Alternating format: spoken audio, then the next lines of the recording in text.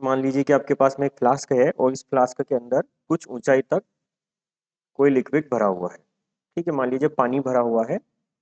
तो ये यहाँ पर जो है आपके पानी के अणु बहुत सारे आप यहाँ पर दिखा सकते हैं। तो ये पानी इसके अंदर भरा हुआ है और इसके अंदर एक कैपिलरी ट्यूब को इंसर्ट किया जाता है। ठीक है, कैपिलरी ट्यूब को इंसर्ट किया जाता है।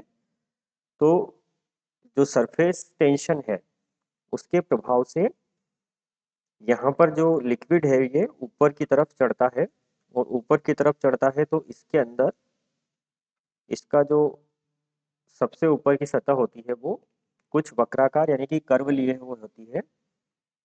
और यहाँ से जो नीचे का पॉइंट है, ये पॉइंट मान लीजिए कि ये जो हाइट है आपकी कि कितनी ऊंचाई तक पानी चढ़ा है, ये हाइट आपकी स्मॉल एच है। कितनी है? ये स्मॉल एच है। अब यहाँ पर इसी को मैं थोड़ा सा बड़ा फिगर बना देता हूँ, क्योंकि मुझे थोड़ा सा इसमें सरफेस टेंशन और जो ऊपर की तरफ फोर्स लगता है रिजल्टेंट, उसको कैलकुलेट करने के लिए मुझे ज़रूरत पड़ेगी। तो यहाँ पर ये जो पॉइंट है, इस पॉइंट पर आपका जो एक कांच की नली है उसकी सरफेस और जो लिक्विड है वो दोनों कांटेक्ट में है। तो यहाँ पर अगर मैं एक टेंजेंट ड्रॉ करता हूँ इस तरह से, तो ये टेंजेंट आपकी इस तरह से जाएगी।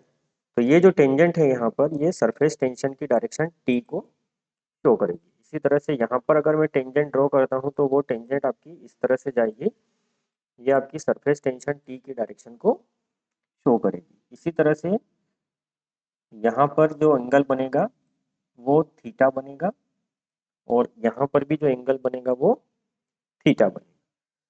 तो अब यहाँ पर अगर हम इस कैपिलरी ट्यूब के अंदर जो ये कर्वेचर बन रहा है, इसको अगर हम देखें तो ये इस तरह से ट्यूब का जितना भी क्रॉस सेक्शनल एरिया है उसके अंदर बनता है। ठीक है, हमने तो ये सिर्फ इसके लेफ्ट और राइट साइड लिया है। किसी भी पॉइंट पर आप लेंगे टी की डायरेक्शन, इस ऊपर की जो परिधि है, ये एक तरह से हम इसको परिधि बोल सकते हैं, क्योंकि कांच की ट्यूब का जो अनुप्रस्थ परिच्छेद है उसका जो क्रॉस सेक्शनल एरिया है वो सर्कुलर टाइप का है। और सर्किल के ऊपर जितने भी पॉइंट हम लेंगे उन सभी पॉइंट पर यहाँ पर कांच और पानी संपर्क में होगा। इसलिए किसी भी पॉइंट पर अगर हम टी की डायरेक्शन लेंगे तो वो कांच की सतह के साथ में हमेशा थीटा कोण ही बनाएगी। कांच की सतह के साथ में वो हमेशा थीटा कोण ही बनाएगी। तो इस सरफेस टेंशन की वजह से जो परिणामी फोर्स होगा ऊपर की तरफ, ठीक है, जो रिजल्टेंट फोर्स होगा ऊपर की तरफ, उसको हम कैसे कैलकुलेट करेंगे? यहाँ पर हम फोर्स के दो कंपोनेंट बांट सकते हैं। एक कंपोनेंट जो कि इस जो हाइट है इस हाइट की डायरेक्शन में होगा, और एक कंपोनेंट वो होगा जो कि इस हाइट की डायरेक्शन के परपेंडिकुलर होगा। ठीक है, परपेंडिकुलर होगा। तो यहाँ पर अगर हम परपेंडिकुलर की बात करें, जो हाइट की डायरेक्शन के हैं, हाइट की डायरेक्शन के लंबवत की बात करें, तो यहाँ पर लेफ्ट साइड में अगर ये फोर्स है तो राइट साइड में ये फोर्स है, यानी कि दोनों ही घटक की डायरेक्शन अपोजिट है, सेम डायरेक्शन में लगेंगे, एक ही लाइन पर लगेंगे ये, और इनका जो भी वैल्यू होगी वो वैल्यू भी सेम होगी। वो वैल्यू भी यहाँ पर सेम होगी, क्योंकि यहाँ पर अगर ये टी साइन थीटा होगा तो ये भी टी साइन थीटा होगा, और थीटा की वैल्यू हर एक पॉइंट के लिए यहाँ पर हम कहीं पर भी लेंगे उस पॉइंट को तो थीटा की वैल्यू सेम होगी। तो यहाँ पर हमारे लिए हर एक पॉइंट के लिए उसके अपोजिट एक पॉइंट होगा, जिसमें कि ये जो कंपोनेंट होगा,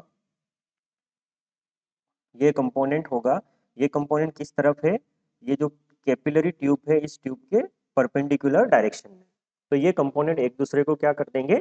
कैंसिल आउट कर देंगे।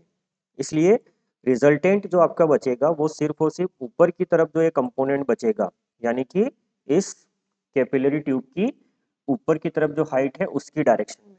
तो यहाँ पर ये कंपोनेंट होगा आपका टी कोसाइन थीटा। और इसी को अगर हम फोर्स के फॉर्म में लिखना चाहें तो फोर्स के लिए हमारे पास में देखो टी की डेफिनेशन हमने क्या लिखी थी कि जो भी फोर्स लग रहा है एफ सरफेस टेंशन कैलकुलेट करने के लिए हमने फोर्स डिवाइड बाय लेंथ, ये हमने एक फार्मूला लिया था। अब यहाँ से हमारा अगर फोर्स की हम बात करें तो F इक्वल टू आएगा आपका surface tension T into L. अब एल यहाँ पर क्या है आपकी, एल जो है आपका ये वाला जो पूरा का पूरा परिधि है, इस परिधि की लंबाई है। ठीक है, तो यहाँ पर ये अगर रेडियस आपकी आर है, ठीक है, जो सेंटर है इस कैपिलरी ट्यूब का, वहां से कैपिलरी ट्यूब की सरफेस यानी कि केश नली की सतह की तरफ हम एक लाइन खींचते हैं, तो वो लाइन हमारी रेडियस आर के बराबर होगी। और अगर रेडियस आर है तो ये जो सर्कम्फ्रेंस यहाँ पर बनेगा, ये जो परिधि हमारी होगी, इस परिधि की वैल्यू होगी आपकी 2 पाई आर, 2 पाई आर। लेकिन टी का हमारे पास में कौन सा घटक काम का है, जो कि आपका कैपिलरी ट्यूब की ऊंचाई की डायरेक्शन में है, यानी कि वो घटक कौन सा हो जाएगा, T cosine theta. T cosine theta, T sine theta वाले तो कैंसिल आउट हो जाएंगे एक दूसरे के साथ में, तो ये हो जाएगा T cosine theta into 2 pi r. ठीक है, T cosine theta into 2 pi r. तो ये जो है रिजल्टेंट फोर्स होगा ऊपर की तरफ। अब ये जो रिजल्टेंट फोर्स है ऊपर की तरफ, इस फोर्स को की वजह से ये पानी जो है ऊपर की तरफ चढ़ेगा। और ऊपर की तरफ चढ़ेगा तो ये कब तक चढ़ेगा, जब तक कि पानी का जो भार है इस कैपिलरी ट्यूब के अंदर, पानी का देखो लेवल कहाँ से कहाँ तक है, यहाँ से लेकर के एच ऊंचाई तक है। तो ये जो हाइट है, इस हाइट के अंदर जितना भी पानी ऊपर चढ़ेगा है, उस पानी का हम क्या करेंगे, वेट कैलकुलेट करेंगे। वेट यानी कि भार। और भार कैलकुलेट कर लिया हमने, तो इस भार की वजह से जो बल लगेगा नीचे की तरफ ग्रेविटेशनल फोर्स की वजह से, और एफ जो ऊपर की तरफ लग रहा है सरफेस टेंशन की वजह से, ये दोनों जहां पे भी संतुलन में हो जाएंगे तो ये पानी फिर ऊपर चढ़ना बंद कर देगा इस कैपिलरी ट्यूब के अंदर। तो यहाँ पर हम क्या करते हैं कि इसमें जो पानी चढ़ा है वो मान लीजिए एच ऊंचाई तक चढ़ा है, पानी का जो घनत्व है वो रो है, एच इंटू रो। और इसका जो सॉरी, हमको भार कैलकुलेट करना है, तो हमको प्रेशर की डेफिनेशन नहीं चाहिए, हमको भार के लिए चाहिए volume into density into volume into density into g, यानी कि ग्रेविटेशनल एक्सेलरेशन कांस्टेंट। क्योंकि आयतन गुणा घनत्व बराबर क्या होता है, द्रव्यमान। तो द्रव्यमान यानी कि मास, और मास इंटू ग्रेविटेशनल एक्सेलरेशन यानी गुरुत्वाकर्षण, गुरुत्वाकर्षण त्वरण नियतांक, ये दोनों मिलके क्या हो जाएंगे, वेट के बराबर हो जाएंगे। ये जो है आपका द्रव्यमान के बराबर होगा। ठीक है, लिखने की जरूरत नहीं है, लेकिन आप ध्यान रखना, ये आपका पानी जो चढ़ा है उसके द्रव्यमान m के बराबर होगा। और ये किसके बराबर होगा, T cosine theta into 2 pi r. T cosine theta into 2 pi r. अब यहाँ पर आयतन कितना है पानी का, आयतन देखो यहाँ पर, जो कैपिलरी ट्यूब है वो क्रॉस सेक्शन उसका नॉर्मली सर्कुलर टाइप का होता है, वृत्ताकार टाइप का होता है। तो हम इसको एच ऊंचाई का एक सिलेंडर के लगभग मान सकते हैं, एच ऊंचाई के एक बेलन के बराबर मान सकते हैं। तो जितना ये आयतन होगा बेलन का, उतना ही इसके अंदर पानी का आयतन होगा। इसलिए जो पानी का आयतन होगा उसको हम पाई आर स्क्वायर और एच, ठीक है, एच बेलन की हाइट हो जाएगी, आर उसकी त्रिज्या हो जाएगी, तो जो आयतन होगा पानी का वो होगा pi r square h into rho into g equals to T cosine theta into 2 pi r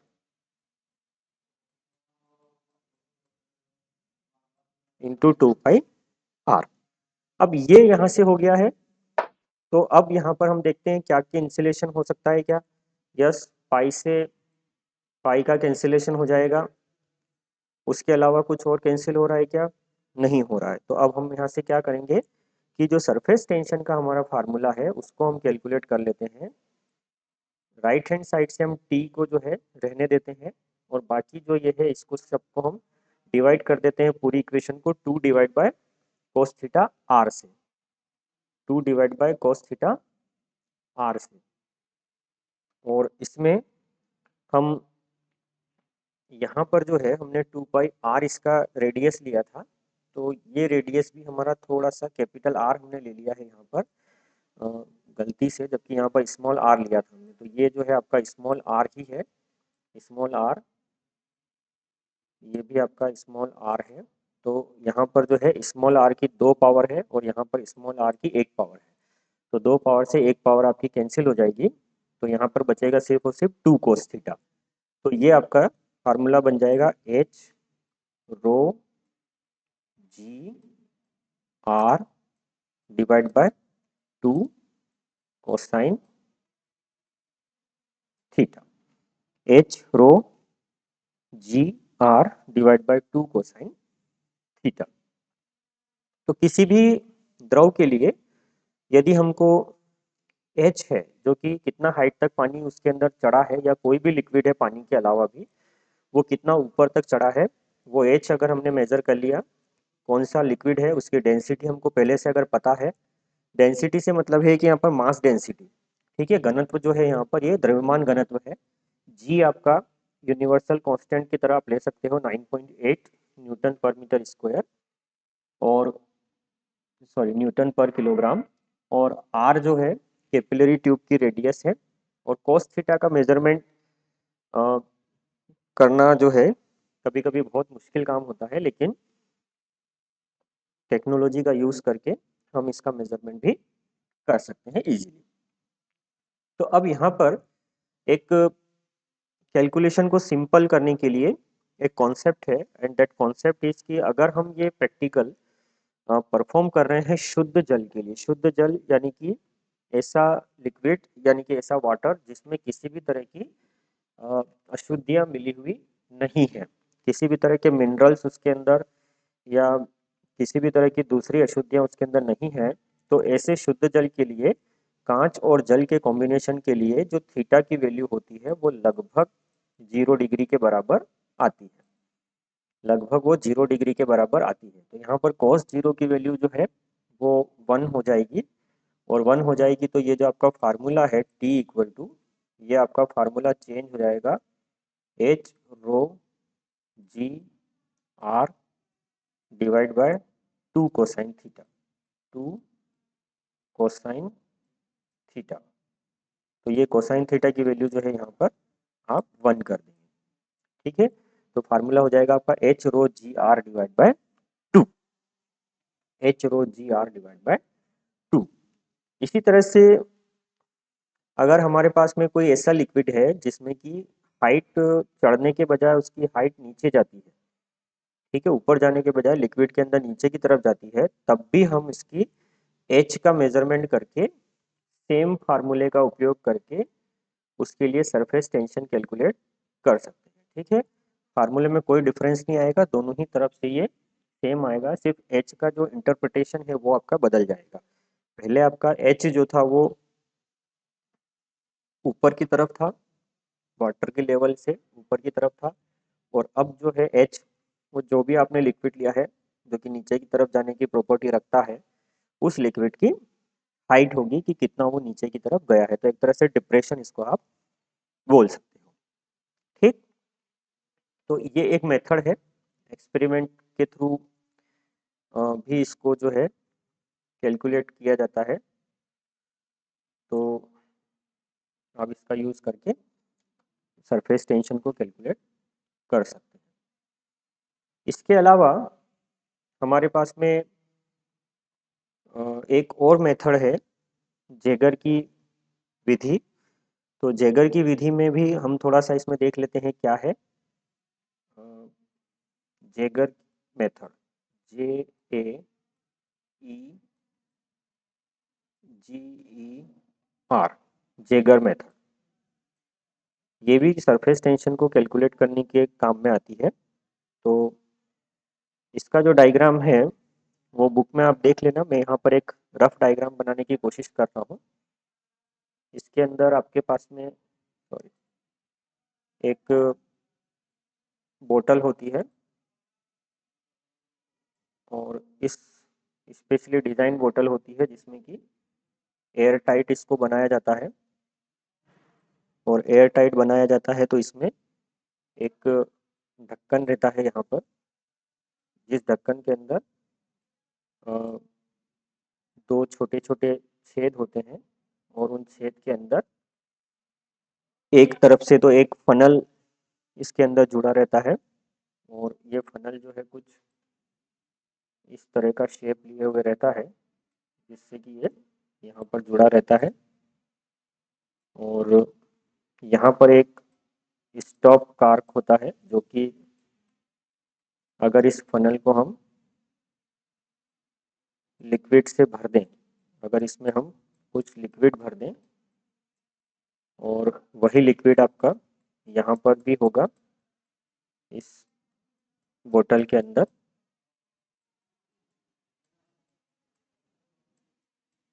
ठीक है, वही लिक्विड आपका इस बोतल के अंदर भी होगा। और ये जो कॉर्क है यहाँ पर, ये बेसिकली क्या करता है कि जो फ्लो होगा लिक्विड का नीचे की तरफ, उस फ्लो को ये कंट्रोल करता है। इसको हम कम या ज़्यादा खोल सकते हैं, जिससे कि जो भी लिक्विड है यहाँ पर, वो लिक्विड का फ्लो जो है, अगर इसको कम खोलेंगे तो कम होगा, और ज़्यादा खोल देंगे तो ज़्यादा होगा। उसके बाद में इसमें से एक पाइप जाता है, ये वाला पाइप इधर से, और इस तरह से नीचे की तरफ जाता है इसका एक सिरा, और जो दूसरी सतह है वो सीधी सीधी सीधी सीधी आगे की तरफ चलती जाती है, और यहाँ पर आती है नीचे। इसी तरह से इसमें एक यहाँ से कॉम्बिनेशन कनेक्शन होता है। थोड़ा सा मैं ठीक से नहीं बना पा रहा हूँ, क्योंकि मेरे पास में जो टूल है ये ड्रॉ करने का, वो माउस से कंट्रोल कर रहा हूँ, तो माउस से इतना अच्छा से कंट्रोल नहीं आ रहा है। लेकिन नॉर्मली जो है, आप इसको ध्यान रखना कि ये पूरी की पूरी जो ट्यूब है, इसका जो क्रॉस सेक्शन है वो सेम रहता है हर जगह। इसमें बनाने में जो है थोड़ा सा अलग अलग आ रहा है ये, बाकी ये सेम रहता है। और इसके साथ में यहाँ पर एक कैपिलरी ट्यूब जुड़ी रहती है। ठीक है, कैपिलरी ट्यूब यानी कि केश नली जुड़ी रहती है। और ये जो केश नली है आपकी, ये केश नली एक और फ्लास्क के अंदर रहती है, एक और फ्लास्क के अंदर रहती है। और यहाँ पर जो ये वाला सिरा है, ये कैपिलरी इसके अंदर डूबी हुई है पूरी तरह से। ठीक है, कैपिलरी जो है पूरी तरह से डूबी हुई है, इसका एक सिरा पूरी तरह से डूबा हुआ है। तो डेफिनेटली इसके अंदर कुछ लिक्विड ऊपर की तरफ चढ़ जाएगा, डेफिनेटली इसमें कुछ ना कुछ लिक्विड जो है ऊपर की तरफ चढ़ेगा। और ये वाला जो हिस्सा है, इसमें एक प्रेशर गेज फिट रहता है, जिसको कि हम मैनोमीटर बोलते हैं। मैनोमीटर दबाव को जो है नापने के काम में आता है। यहाँ पर भी ये इतना अच्छे से मैं नहीं बना रहा हूँ, लेकिन ये मैनोमीटर रहता है। और ओरिजिनली जब इसमें किसी तरह का प्रेशर नहीं है, तो मान लीजिए कि प्रेशर नहीं है, या हम कहें कि एक्सपेरिमेंट हमने परफॉर्म नहीं किया है, तो मान लेते हैं कि ये जो दोनों की यहाँ पर हाइट है वो सेम है। दोनों ही ब्रांच में जो लिक्विड है इसके अंदर, उसकी हाइट जो है वो सेम है। जो भी लिक्विड भरा हुआ है इसके अंदर, वो सेम हाइट तक भरा हुआ है। तो यहाँ पर जो लिक्विड है उसकी प्रॉपर्टी हम मान लेते हैं कि रो जो है इसकी डेंसिटी है, और यहाँ पर जो ये लिक्विड है इसकी डेंसिटी को मान लेते हैं कि रो प्राइम। ठीक है, रो है और रो प्राइम है। और यहाँ पर जो कॉन्सेप्ट बेसिकली इस्तेमाल में आ रहा है, वो ये इस्तेमाल में आ रहा है कि कोई भी साबुन का बुलबुला है या हवा का बुलबुला है, तो उस हवा के बुलबुले के अंदर जो अतिरिक्त प्रेशर होता है वो होता है 2T/R। 2T/R, जहाँ पर R जो है उस बुलबुले की रेडियस होती है। टी जो है बुलबुला जिस लिक्विड के अंदर बन रहा है उस लिक्विड की सरफेस टेंशन होती है। तो यहाँ पर इस प्रैक्टिकल के अंदर बेसिकली क्या क्या चीज़ें होगी, थोड़ा सा हम एक बार इसको ब्रीफ कर लेते हैं। जैसा कि हमने कहा कि यहाँ पर एक स्टॉप कॉर्क या स्टॉप वॉल्व लगा हुआ है। इस स्टॉप वॉल्व को जब बहुत स्लोली खोला जाता है, बहुत धीमा खोलना है, इतना धीमा खोलना है कि यहाँ पर जो लिक्विड है उसका इस बोतल के अंदर जो फ्लो है वो इतना कम हो कि बहुत धीमे धीमे इस बोतल के अंदर वाटर का या जो भी लिक्विड लिया है उसका लेवल ऊपर चढ़ने लगे। ठीक, अब क्या होगा कि जैसे जैसे यहाँ पर वाटर का लेवल चढ़ेगा तो पहले यहाँ पर इनिशियली क्या रहता है, हवा भरी रहती है। ये जो खाली जगह है इस बोतल के अंदर, इसमें इनिशियली क्या रहती है, हवा भरी रहती है। और जैसे जैसे ये पानी नीचे की तरफ आता है या जो भी हमारा लिक्विड है इसमें भरा हुआ वो नीचे की तरफ आता है तो इसका लेवल इस बोतल के अंदर बढ़ता जाता है, जिससे कि हवा का जो प्रेशर है वो धीरे धीरे बढ़ने लगता है। ठीक, तो इसका जो दूसरा सिरा है, तो ये जो प्रेशर है बढ़ता है तो ये प्रेशर इस पाइप की मदद से आगे बढ़ना चालू करता है प्रेशर। और ये प्रेशर आगे बढ़ता है तो यहाँ पर इसको क्या मिलता है, एक तरफ तो मैनोमीटर मिलता है और एक तरफ क्या मिलता है, एक कैपिलरी ट्यूब। ठीक, तो मान लीजिए कि इसके अंदर जो लिक्विड चढ़ा था वो स्मॉल एच हाइट तक चढ़ा था। कितनी हाइट तक, स्मॉल एच हाइट तक चढ़ा था। तो यहाँ पर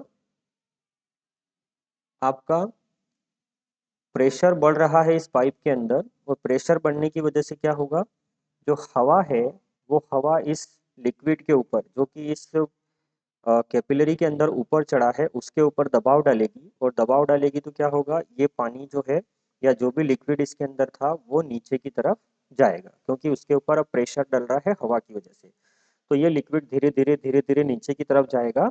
और एक कंडीशन ऐसी आएगी कि जब ये पूरी तरीके से खाली हो जाएगी कैपिलरी, इसके अंदर किसी भी तरह का लिक्विड नहीं बचेगा और क्या बचेगा, सिर्फ और सिर्फ आपका एयर।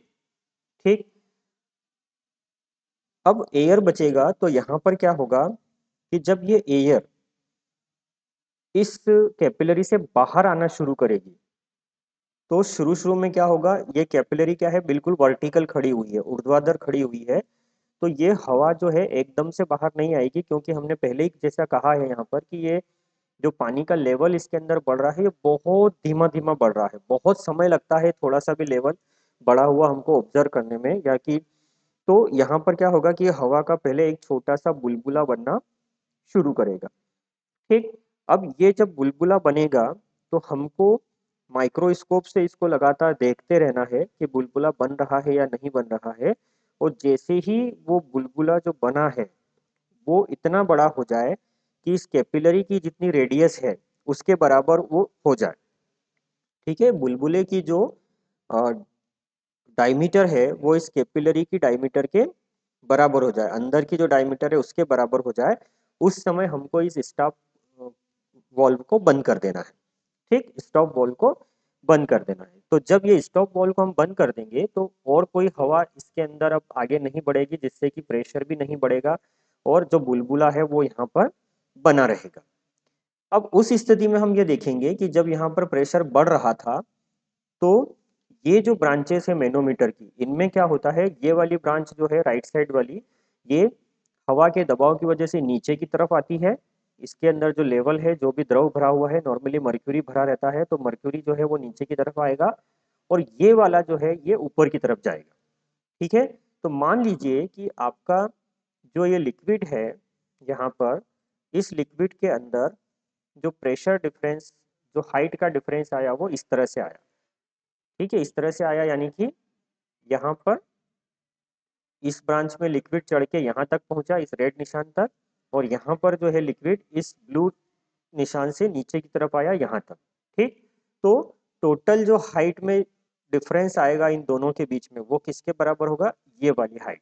ठीक, ये यहाँ पर रहेगा लिक्विड और ये यहाँ तक, तो दोनों के बीच में डिफरेंस कितना आएगा, मान लीजिए कैपिटल एच हाइट का डिफरेंस इन दोनों के बीच में आ गया है। अब इस कंडीशन में जितना प्रेशर आपका यहाँ पर होगा इस पॉइंट पर, उतना ही प्रेशर इस पॉइंट से मतलब ये कि जो आपका एयर बबल है उसके अंदर जितना प्रेशर होगा उतना ही प्रेशर आपका इस पॉइंट पर होगा यहाँ पर। ठीक, दोनों ही जगह पर आपका प्रेशर सेम होगा। अब प्रेशर सेम होगा तो प्रेशर है कितना, तो मान लीजिए कि ये पॉइंट आपका पॉइंट ए है और ये जो पॉइंट है आपका ये पॉइंट बी है। ठीक है, पॉइंट ए है और ये जो पॉइंट है आपका पॉइंट बी है। तो पॉइंट ए देखो, पॉइंट ए कहाँ पर है आपका, पॉइंट ए है आपका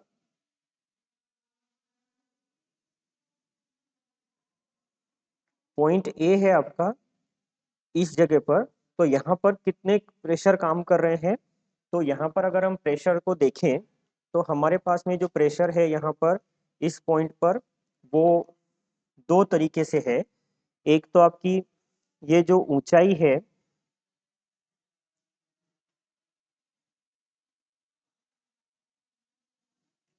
सॉरी यहाँ पर ऊंचाई जो है हमको अ, ये वाली नहीं लेना है, थोड़ा सा इसमें कुछ करेक्शन करना पड़ेगा। ऊंचाई हमको ये वाली नहीं लेना है, हमको ऊंचाई लेना है इस लिक्विड से ये वाली ऊंचाई। ठीक है, इस लिक्विड की ऊंचाई से जहां पर एयर बबल बन रहा है वो वाली ऊंचाई को हम एच बोलेंगे।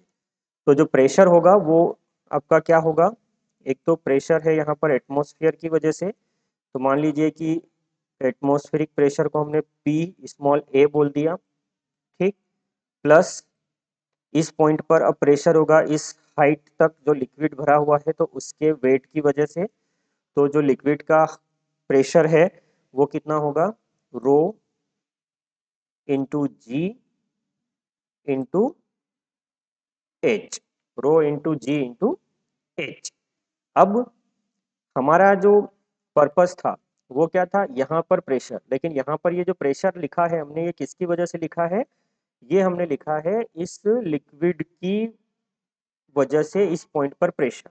लेकिन हमको तो प्रेशर कौन सा कैलकुलेट करना है, बबल के अंदर कितना प्रेशर है वो प्रेशर, क्योंकि यहाँ पर जो हवा का बुलबुला बन रहा है उसके अंदर जितना प्रेशर है उतना ही प्रेशर इस पॉइंट बी पर है। तो हमने एक कंसेप्ट पहले देखा था कि जो वक्राकार सरफेसेस होती है उनके में कुछ प्रेशर डिफरेंस वहां पर होता है। तो अब यहाँ पर जो कॉन्सेप्ट है वो ये है कि हवा के बुलबुले के अंदर अगर उस बुलबुले के बाहर कोई लिक्विड भरा हुआ है तो उस लिक्विड के ऊपर जितना प्रेशर है उसके कंपैरिजन में 2T divide by are pressure ज्यादा होता है। ठीक है, बुलबुले के अंदर 2T divide by are pressure ज्यादा होता है। तो बाहर जो प्रेशर है वो इतना है, तो बुलबुले के अंदर 2T डिवाइड बाय आर से और ज्यादा होगा, यानी कि इसके अंदर हम सम कर देंगे 2T डिवाइड बाय आर। तो ये प्रेशर आपका हो जाएगा बुलबुले के अंदर। और उसके बाद में ये किसके इक्वल होना चाहिए, पॉइंट बी पर जो प्रेशर है उसके। तो पॉइंट बी पर प्रेशर हम कैसे मेजरमेंट करेंगे, देखो एक तो ये जो हाइट है इसकी वजह से कितना प्रेशर है वो प्रेशर लिख देंगे हम। तो वो प्रेशर कितना है, रो प्राइम एच कैपिटल और स्मॉल जी, प्लस ये जो लिक्विड ऊपर चढ़ रहा था इसके ऊपर एटमॉस्फेरिक प्रेशर भी काम कर रहा है, तो P और स्मॉल a, ये इक्वेशन आपकी आएगी। अब इसके अंदर कुछ चीजें होगी जो कैंसिल हो जाएगी, जैसे पी ए से पी ए आपका कैंसिल हो जाएगा, तो बचा क्या आपका rho g h plus 2T divide by r is equals to rho prime h g, rho prime h g. तो यहां से इस इक्वेशन को सिंप्लीफाई करेंगे हम, तो सिंप्लीफाई करेंगे तो रो जी एच, फिर से लिख देता हूं मैं इस इक्वेशन को, rho g h plus 2T divide by r equal to rho prime g और कैपिटल एच। तो यहां से हम इसको 2T डिवाइड बाय आर 2t divide by capital R equal to rho prime H minus rho small h into g के बराबर लिख देंगे। ठीक है, और फिर इस इक्वेशन को हम सेट कर देंगे t इक्वल टू के लिए। तो t इक्वल टू आपका हो जाएगा rho capital H minus rho prime है यहाँ पर कैपिटल H के साथ में, तो प्राइम लगा दीजिए आप यहाँ पर, ये प्राइम H इंटू जी और R divide by 2, R divide by 2। तो इस तरह से हमारे पास में अगर हमको ये सारे पैरामीटर्स पता है कि कैपिलरी ट्यूब की रेडियस कितनी है, R, जो भी लिक्विड हमने लिया है कैपिलरी ट्यूब के साथ में उसकी डेंसिटी कितनी है वो हमको पता है। ये यहाँ पर रो प्राइम है, यहाँ पर नहीं है, थोड़ा सा मैंने गलत कर दिया है, ये रो प्राइम यहाँ पर है। और H जो है वो कितनी हाइट तक मैनोमीटर के अंदर लिक्विड चढ़ा है, साथ में रो अगर जो कैपिलरी ट्यूब के अंदर जो लिक्विड है उसकी डेंसिटी कितनी है, और H जो है कैपिलरी ट्यूब का जो नीचे वाला सिरा है वो कितनी गहराई तक डूबा हुआ है आपका इसके अंदर लिक्विड की सरफेस के सापेक्ष। तो ये H आपको पता चल जाएगा, तो उसको आप इस तरह से सॉल्व करके सरफेस टेंशन की कैलकुलेशन कर सकते हैं। तो हमारे लिए दो मेथड है। आज की क्लास में हम इतना ही देखेंगे। जो जैगर मेथड है, इस मेथड से जुड़ा हुआ मैंने एक ऑलरेडी यूट्यूब पर वीडियो अवेलेबल था, तो उसको मैंने लिंक दिया है गूगल क्लासरूम के अंदर, तो आप लोग देख लेना उसको और एक बार प्रैक्टिस कर लेना, बुक से थोड़ा सा मैच कर लेना उसको। सेम चीज़ है, थोड़ा सा समझाने का तरीका अलग है, बाकी दोनों ही में एक जैसा दिया हुआ है। तो मैं अभी आपकी अटेंडेंस ले लेता हूँ, उसके बाद में हम इस क्लास को एंड करेंगे।